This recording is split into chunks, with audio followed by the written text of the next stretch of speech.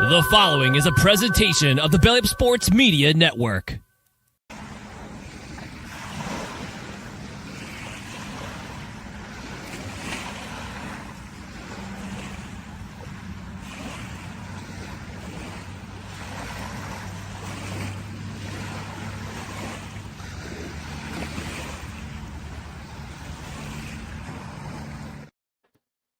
Welcome aboard, ladies and gentlemen.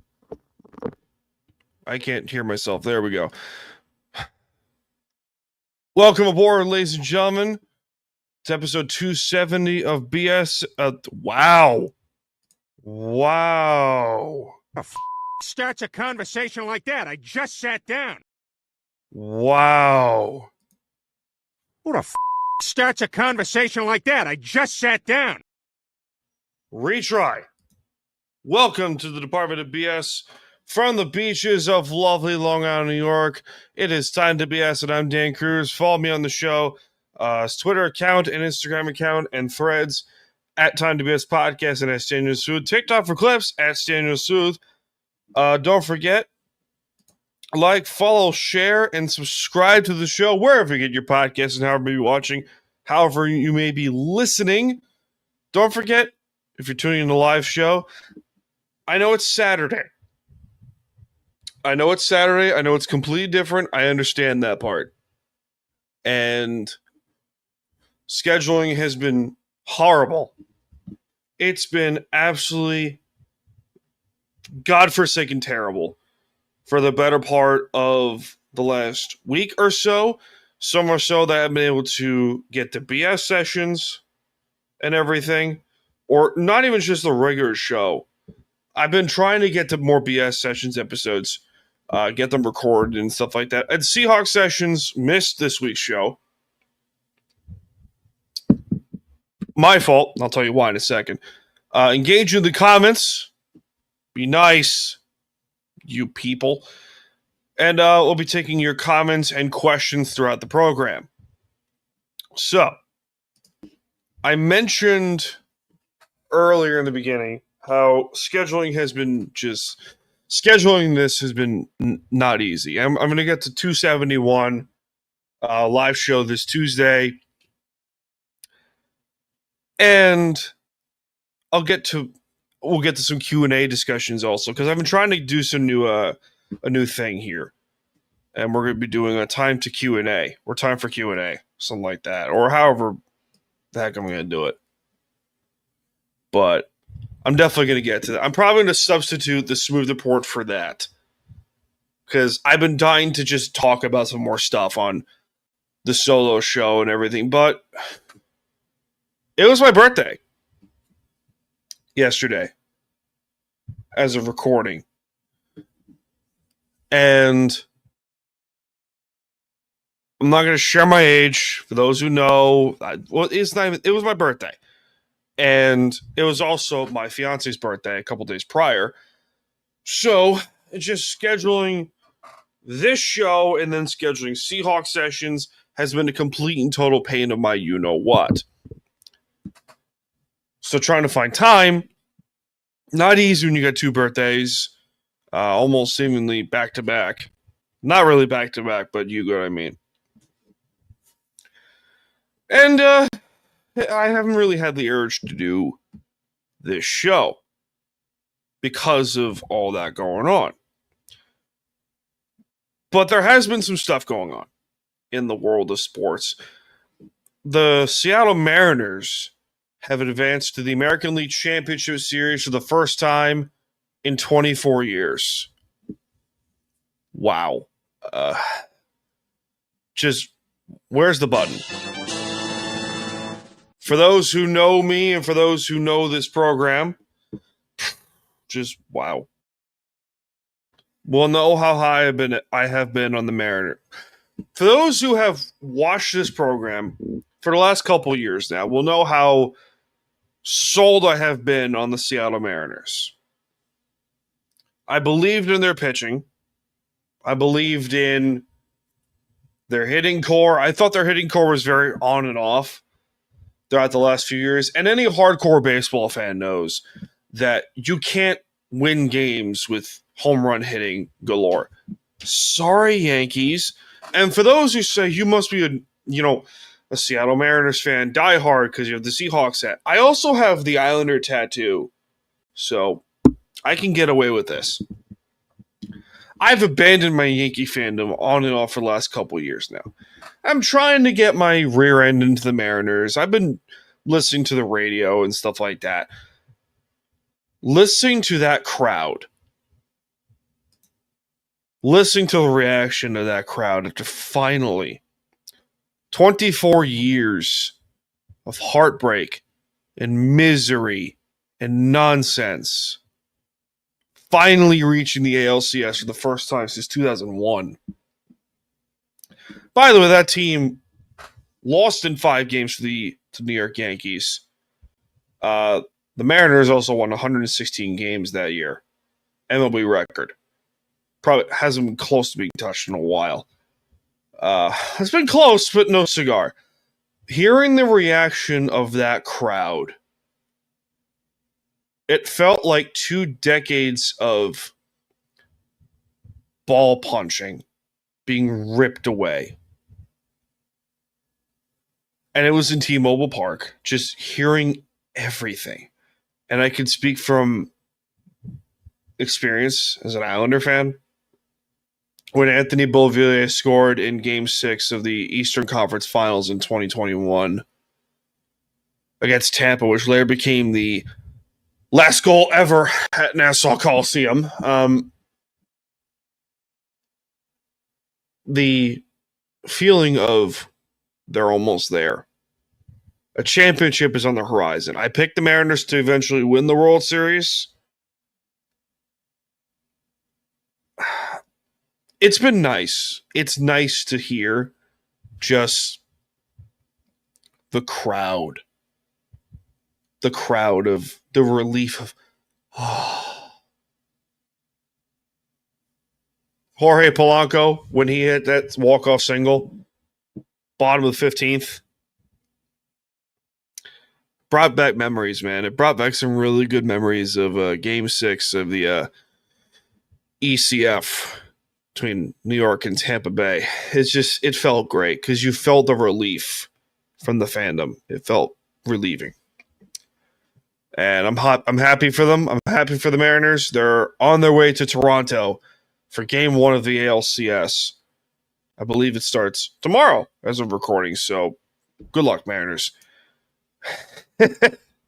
In the words of Big Papi David Ortiz, duh, Yankees lose. I'm a New Yorker. Sorry, I can say this. Good God, Yankees stink.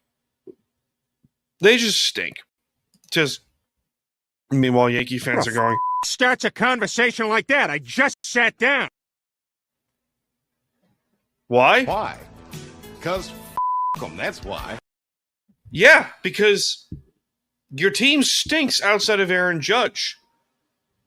Okay, Aaron Judge was hitting, 310? He was hitting above 300 or just about 300 for the season, batting average. The rest of the team is okay. I know where the blame is going to go. It's going to go to Aaron Boone. Alex Rodriguez said it himself that Aaron Boone is not the source of the problem. I'll get to it in a second. Aaron Boone is not the source of the problem. Okay? Because at the end of the day, who assembled this team? Who hired the coaches? Jesus. Anyone hear that? Or is it just me? Scared the tits out of me. So, the Yankees are terrible. I love to see it. I love all of it. I love all of the chaos. For Yankee fandom to go through heartache and disdain and agony, because at the same point, the fan base did it to themselves. Now, that's also a cruel thing for me to say. I will also like to point out that Aaron Boone, as Alex Rodriguez has said has said himself, and I have said multiple times, Aaron Boone's not the issue. The issue is Brian Cashman. Brian Cashman's the glaring problem of this team. Who hired the coaches? Who brought in these players? Who made these stupid trades for Devin Williams and Joey Gallo of years past? Giancarlo Stanton. Just the trades of, why are you making that deal? Just to do something? And you know what? It's a miracle that they even got this far. I'm amazed that the Yankees didn't lose to Boston. I'm floored that they beat the Red Sox in the wild card series. Floored, for that matter. But just seeing the fandom turn on Aaron Boone when he's not even the problem and will refuse to acknowledge that Brian Cashman's the glaring issue of this team is amazing to me. It's amazing. It's absolutely incredible to watch. In terms of football, I feel so out of it because I'm tired from watching that game last night and trying to I just want to relax. But also, I was in the mood to record today. Did I get mail? Oh, no. I might have gotten mail. I'm not sure. But I heard a loud banging noise. Probably from my mail slot. Was I supposed to get mail? I'm not sure. But anyway, more episodes of BS Sessions are coming soon. Got 2 more on the horizon. I got a second camera stand to try and make this thing work, sort of, but we'll see. Probably won't work. Very pumped about that. But the NFL trade market's heating up, and there's been rumors going around Trey Hendrickson, Quincy Williams of the Jets, Chris Olave, Chase Young, and Alvin Kamara from the New Orleans Saints. There is one player that has been drawing a weird market. Max Crosby. Max Crosby, who is a Pro Bowler for the Raiders, for the Las Vegas Raiders. Great pass rusher. Animal of a pass rusher. And the Raiders are a mess. And I've talked about it very clearly on Seahawks Sessions last week's episode about how the Raider experiment with Pete Carroll is now working out, and it's been delightful to see. But if Max Crosby finds himself being traded to Seattle, I would build a statue of John Schneider starting tomorrow, or a statue of Pete Carroll, because this would be hysterical. Should the Seahawks trade for a Raiders defensive end, Max Crosby? No. It'd be a bad idea to do it. Be a horrible idea to do it. One reason and one reason only: his contract. They're not going to do it. They shouldn't do it. I'd be very surprised if the Seahawks do it. I think they should trade for Trey Hendrickson, but my opinion clearly does not matter. Hendrickson would be a better option because he's a little older. You can get away with the contract in terms of his salary. Crosby is a wee bit younger, but he might actually be the better player. So there's where the turntables lie. You know what I mean? That's where the tables kind of lie here in this regard. I don't think they do it. I don't think they do it at all. I've been very excited about the Islanders this year. New York has... The previews that are going around about this team have been, they're going to be point per game team. They're going to have 82 points, 84. And my reaction is, I don't know, because game 2's tonight against Washington at home. Tonight's the home opener for the Islanders. I don't know why I feel weirdly optimistic about this club. I feel weirdly optimistic in a good way because I even texted a few buddies of mine and said, guys, try to get me try to talk me down from the optimism train. Speaking of the optimism train, the BS Express is in full force.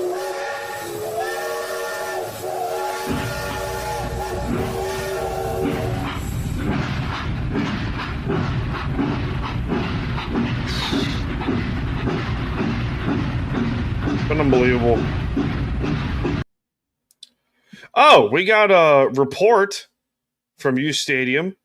Rich Cimini of ESPN. The trade deadline is 3 weeks away, and he mentions 4 players who could be of interest. Quincy Williams, Breece Hall, cornerback Michael Carter, and Quinnen Williams. Maybe a stunner if the Jets get at least a first-round pick from Quinnen Williams. He's been losing for 7 years with the Jets. I don't understand how he doesn't get traded. Wow. Wow. Wow. The Jets are awful. They're just bad. I love to see it. Nothing good comes out of that franchise. We gotta get to a quick break. We will get to ring time in a second. But first, after a word from our friends over at Righteous Felon Beef Jerky. Be right back, ladies and gentlemen. This show ain't free, so time for some ads. Righteous Felon Craft Jerky is the official jerky of Belly Up Sports. For over a decade, Righteous Felon Craft Jerky has led the American meat snack revolution by concocting delicious, adventurous, U.S.-sourced jerky recipes for uncompromising carnivores across the country.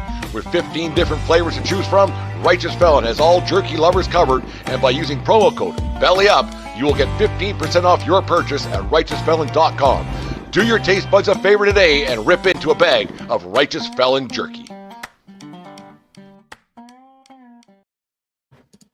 That's right, ladies and gents. Use the promo code BELLYUP in all caps for 15% off your order of various flavors of jerky at RighteousFelon.com.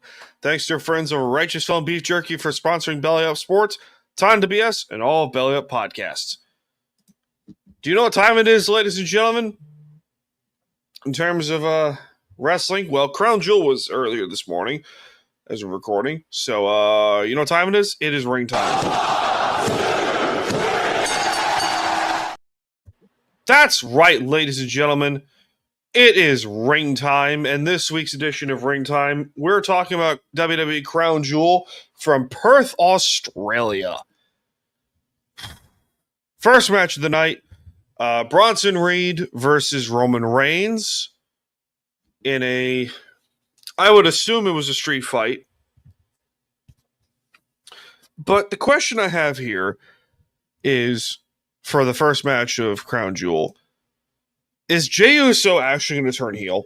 Are they really going to make this guy turn heel? I don't know why. I don't know why that wouldn't work. Or I don't know why that would work. Because he's stupid over. They're teasing it a little bit. You can tell by watching clips of the shows here and there that the tease is there. The teasing is absolutely there. Are the creative team going to pull the trigger and be like, hey, let's turn Jey Uso heel?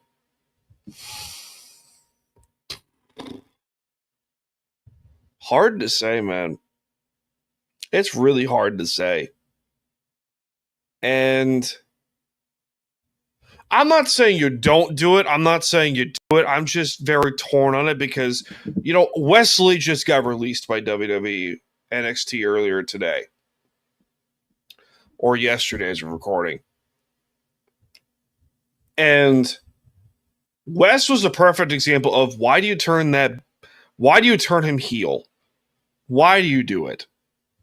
There are certain occasions where heel turns work out. Perfect example, Batista. He was great as a babyface, great as a heel. Turned him heel, it worked. There are occasions where turning someone heel does not work out. John Cena, that didn't work. If you turn Jey Uso heel, you risk a lot. But then again, in terms of the storytelling, it might be interesting. So it goes hand in hand, per se. Should they do it? I don't think WWE is going to do it. Anyway, Bronson Reed beats Roman Reigns. Only the second time in the last 5 years that Roman Reigns has been defeated in singles competition. It's Bronson Reed, and Cody Rhodes. Those are the only two that have done it. So, fun thing for the day. Can we have a serious discussion on Tiffany Stratton? Can we have a serious discussion on her? Because, okay, so for those who don't know how this works, the Crown Jewel Championship is between the two world champions, between Raw and SmackDown. Stephanie Vaquer for the women's world title over on Raw. Tiffany Stratton, the WWE Women's Champion, over on SmackDown. These two get to duke it out for the right to win the Crown Jewel Champion. In this case, I think it's considered to be the top tier champion of their respective divisions. Steph won because it's obvious because Stephanie's the bigger star right now. Let's be honest here. Stephanie Vaquer is the bigger star and not for bigger and other reasons. I proved my point there with that sound. Fill in the blanks there. It's a very big reason. Okay, I'm done. So, can we have a discussion on Tiff now? Because her entire title reign, with the exception of a great WrestleMania match with Charlotte Flair, has been weird. You know what I mean? You know when you look at title reigns and you see that go, how are you still champion? How? She's gonna drop the belt eventually. Probably at Survivor Series in a month. Over in San Diego. I'd be very surprised. When's the next PLE? I'm gonna Google this real quick. Next WWE PLE. No, next WWE PLE. It is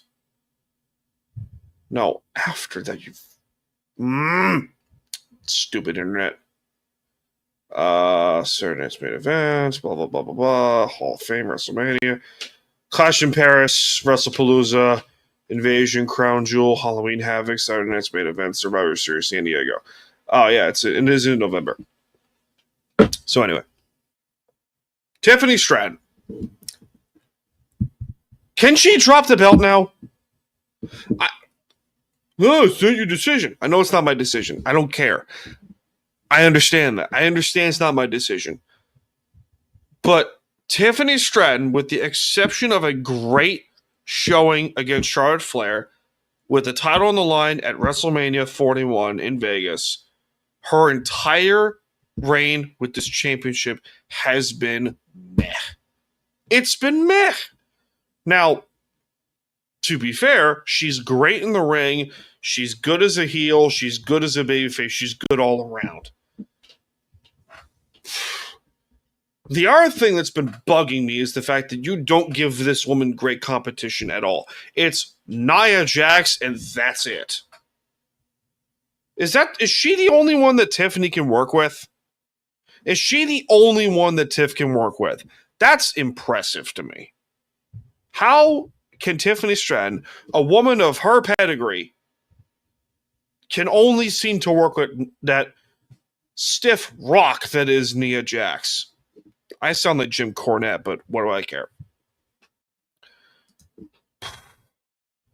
Ladies and gentlemen who are getting into wrestling, take notes, please. Rhea Ripley equals star power. So, Io Sky and Rhea Ripley had a tag match against the Kabuki Warriors, being Kairi Sane and Asuka, in a random tag match. But they had this included because Rhea Ripley's from Australia, and this PLE was in Perth, Australia. So, this is a star. Rhea Ripley is a bleeping star. You just look at her and it screams money. She's great in the ring. She can cut a great promo. She's believable in the ring. She's believable on the mic. And the other thing is that she doesn't need a title to be a star. That, ladies and gentlemen, is a star in the wrestling business. She's a bleeping star. And I understand the whole point of pushing, Jey Uso, bad example. But Jey Uso, compared to Rhea Ripley, it's not even close. Rhea's the bigger star. Sorry. It's just the truth. In terms of star power, speaking of star power, AJ Styles, future Hall of Famer for sure, is going to retire in 2026. And I guess you would call this next couple minutes an ode to a TNA original. I can't speak. AJ Styles set to retire in 2026. It makes me feel sad. I understand that he's getting older. I understand that he wants to be with his family. I understand that. You can't deny the impact, TNA pun, that AJ Styles brought on the wrestling business. You can't deny it. He was great in the ring. He was one of the greatest faces in the history of TNA wrestling. If you watch TNA from 2002 to 2013, AJ Styles was the guy. It was him, Kurt Angle, Samoa Joe, Christopher Daniels, Abyss, and a few other guys. Jeff Hardy's in there somewhere. But the guy that was constantly doing the work and showing up and doing these crazy stunts in the ring was AJ Styles.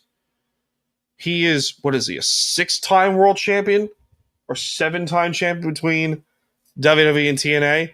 I think he won the NWA title 3 times and the TNA world title 3 times and the WWE title twice. I think you give him another title shot or another title reign before he eventually calls it quits. But at the same point, he doesn't need it. So I almost forgot New Japan. I don't know how many titles he won there, but off the top of my head. But if you watched anything other than WWE or TNA, you understand that how great he was for the independent scene. Because he helped put TNA on the map. Without him, TNA is not essentially where they are right now. And that is, they're borderline number 2 in the world in professional wrestling. Also, AJ Styles and John Cena. One last showdown. And I think Jack put it perfectly in a text message. It was a love letter to professional wrestling. You saw this was the match of the year. Match of the year in Australia. And for those that loved professional wrestling from the 90s to now, you remember the likes of The Undertaker, HBK Shawn Michaels, Triple H, Stone Cold Steve Austin, Bret Hart, Chris Jericho. But the tributes that were thrown out there between these two were unbelievable. It was Bray Wyatt. That broke me. HBK Shawn Michaels, Chris Jericho, The Undertaker to finish off the match. Cena won. It was beautiful. And if you watch that match from beginning to end, I'd be very disappointed if you weren't standing up and giving a round of bleeping applause, because it was beautiful to watch. It was a beautiful match to watch. And it sucks for seeing these two heroes retire. But at the same point, it is what it is. Cody Rhodes and Seth Rollins for the Men's Crown Jewel Championship. I will say this right now. I am not the biggest fan of Seth Rollins, for good reason. Because I think he's insufferable. I think he's annoying. He's just... But I don't look at Seth Rollins and I see money. I don't. Excuse me. I see Cody Rhodes and I see money. I don't see Seth Rollins. I see, $100 bills with his face printed on them. He just doesn't do that for me. Then again, that's just my opinion, so really it doesn't matter. This is eventually going to lead to CM Punk winning the Rumble, which would be great. But it's almost a guarantee that Punk's winning the Rumble, because ever since Seth cashed in Money in the Bank at SummerSlam to win the belt from Punk, my calendar was circled into the Rumble, and Punk was going to win the whole dang thing. It was almost a guarantee. But, I'm curious to see where everything's going to line up here. I really hope... I don't know. I don't want Cody to drop the belt anytime soon, but then again, you never know where things are going to go. Cody needs the belt, but then again, he doesn't need the belt. Seth Rollins doesn't. He kind of needs the championship, let's be honest here. And so does Punk. But we'll cross the bridge down the road. Anyway, we'll get to some Time to Q&A, a new segment here on Time to BS in a matter of moments. But you know the deal, ladies and gentlemen. This show ain't free. Time for some ads. Where is that button? This show ain't free. So time for some ads. Hey everyone, it's Ryan from No Credentials Required to talk to you about one of our newest partners at Belly Up Sports, SeatGeek. Yeah, live sports is great on television, but the feeling of being at the arena is a priceless experience. That's why our friends at SeatGeek are there to help you find the best tickets at the best prices. Not only can you get tickets to sporting events, but you can also get tickets to concerts, comedy shows, musicals, and more. Search for your desired event now at SeatGeek.com, enter promo code BellyUpSports at checkout, and you save $20 off your first purchase. SeatGeek. Life's an event. We have the tickets. That's right, ladies and gents. Use the promo code BellyUpSports. Sponsored this podcast and Belly Up Sports and Belly Up Media is SeatGeek. You use the promo code BellyUpSports to get $20 off first purchase at SeatGeek.com or the SeatGeek app. So we have a new segment here on this program that we're doing here called Time to Q&A. Questions, debates, and comments will be taken in the live stream section of this program, but also I have some stuff written down here. So, first question here on Time to Q&A is the reaction of the Bad Bunny halftime show announcement deserved? Yes or no?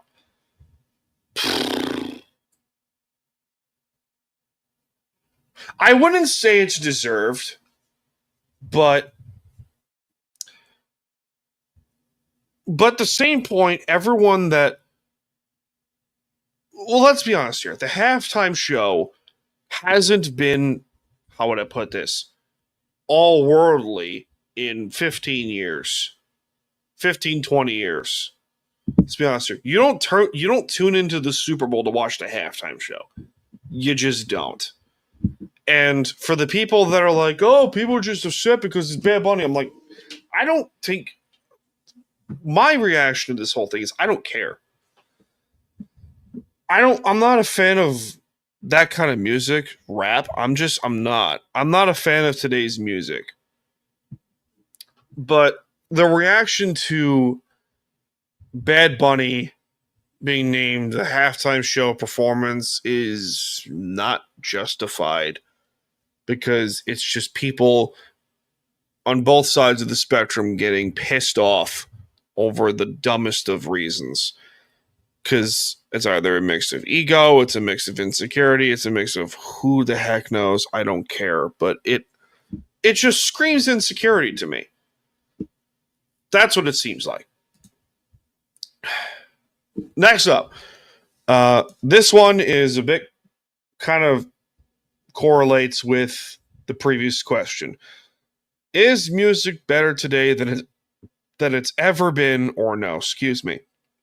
I don't know. It's hard to say because I'm a little spoiled in that regard because I've been privileged enough or thankful enough to be raised with great music taste from the 60s to the 50s to the 70s from the 50s going forward.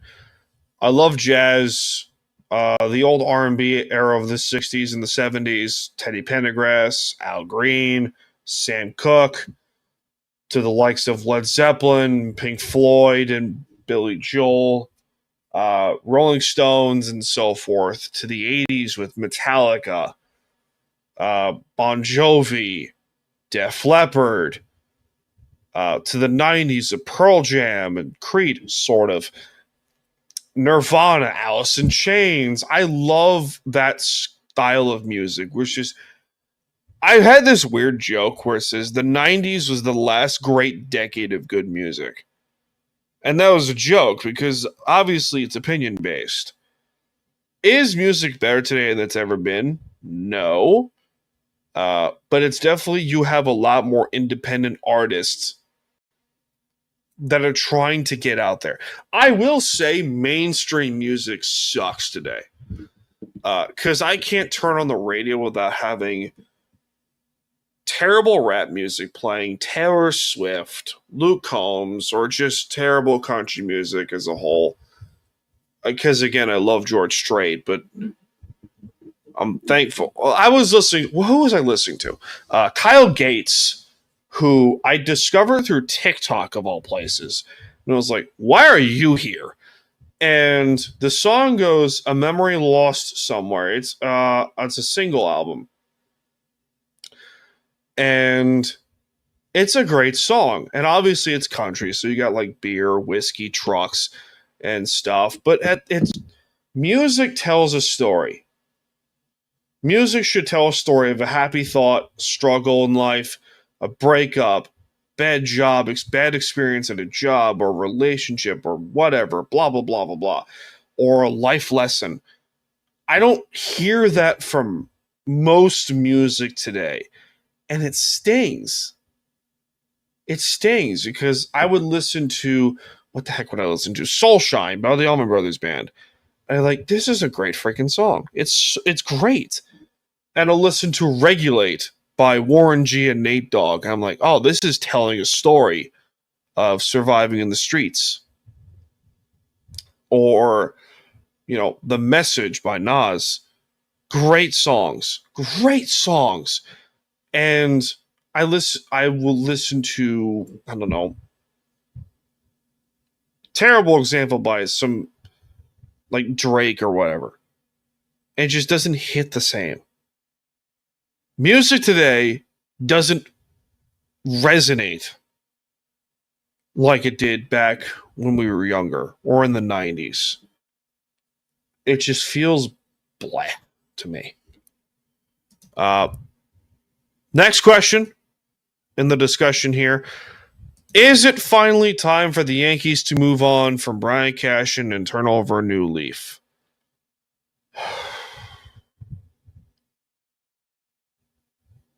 Yeah. It's been time. It's been time. Any sane individual, I say that lightly, of course, any old school baseball fan or anyone that understands team building know that the greatest change starts at the top. Brian Cashman has brought in inconsistent hitting. inconsistent field play, inconsistent pitching. And the Yankee fans will blame it on Aaron Boone. I think that's a cheap cop-out to me. So, yeah, Aaron Boone, sure, gets some blame.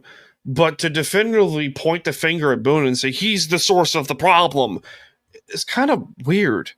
It's kind of just a bad cop-out. Brian Cashton's clearly the issue. Nice voice crack, Dan. Brian Cashton's the clear and obvious issue.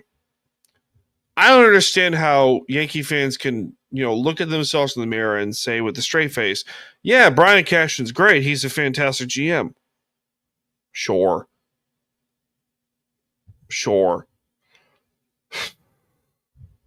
I don't get it. Man. Why do you think I abandoned my Yankee fandom? Because I can't stand the fan base just being arrogant. I can't stand the arrogance of the fan base. And I know from experience that best change starts at the top. Islander fans, you know what I'm talking about. Next question. What makes a successful relationship? I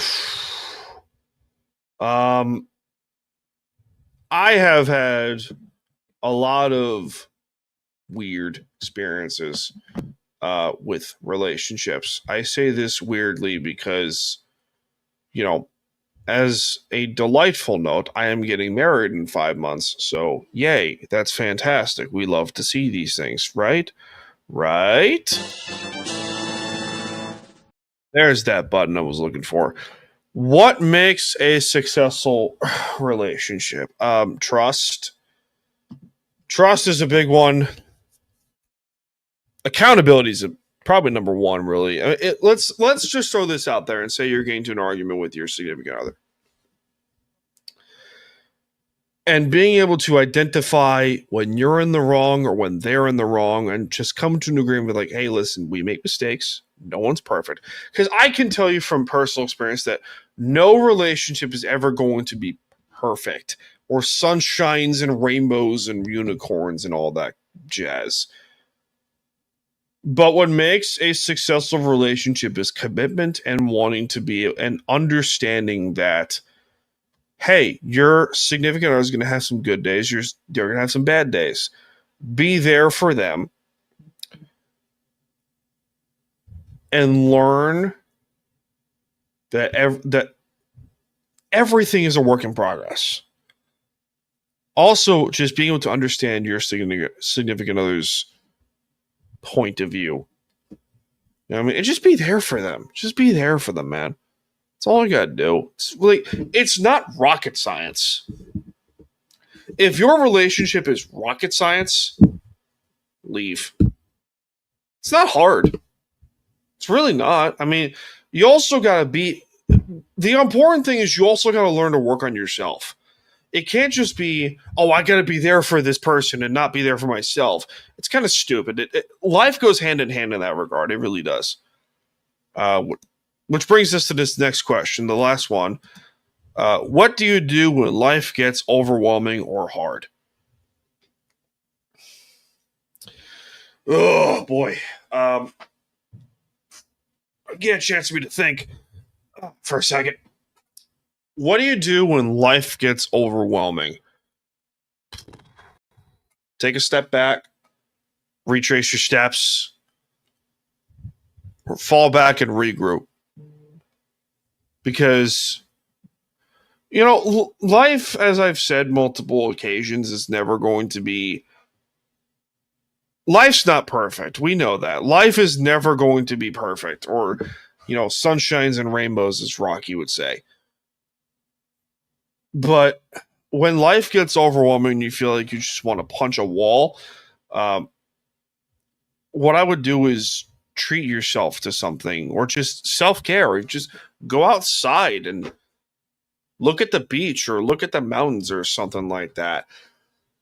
And take everything step by step and retrace your steps and go, okay, where did I mess up here? Because listen, I've spoken to people in the past that have been through some really hard times. I'll use B word as a perfect example. Brian Howard. He was 19, had a kid as a teenager, and he didn't know what to do. And he got off his rear end and he got to work. He did the work.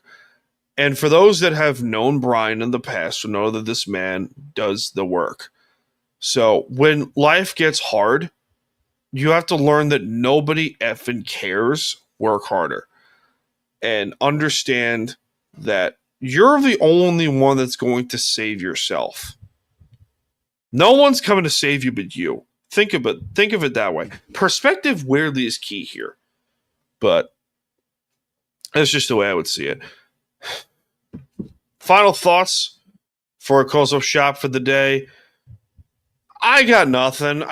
I'm pumped for football tomorrow. I'm pumped for the hockey season to really go into full force. I'm really excited to see where everything's going to go.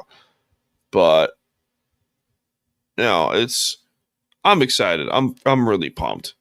But ladies and gentlemen, that'll do it for this edition of Time to BS Podcast. My name is Dan Cruz. I'm coming to you from the beaches of lovely Long Island, New York. And I'll see you all in this life, most certainly the next one. Cheers, everyone.